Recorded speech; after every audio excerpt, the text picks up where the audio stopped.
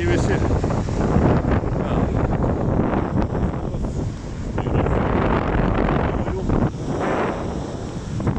Mano nulaužtas kanalas, visas Google accountas su visu YouTube kanalu senuoju Artaida, viską, aišku, vėl susikūriau naują, vėl taip pat leidau pasivadinti Artaida.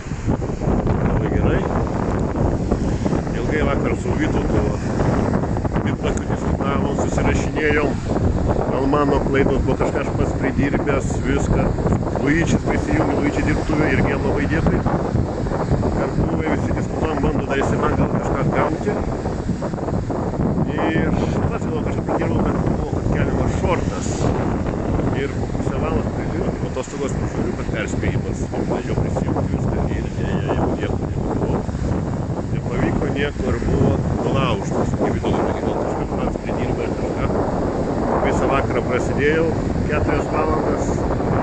Radau, mano spragų nebuvo gerai apsaugota. Google visas ta paskyra. Ir ką gerai ką, įsilaužė. Nulaužė viską. Ir dabar sukurtas yra irgi naujas kanalas Artaida. Viską junkitės, prenumeruokitės, aišku, liūdna žinios, daug metų. Darbas yra tiek pasiekta, viskas buvo. Senas ir pradės paštas, kad ateina iš Twitter, bet tai kutės. Nesijungia, gal dar pavyks atgaivinti. Gal atgaivinti kanalą, jeigu pavyks duomenys susuktis. Ne, tai ne.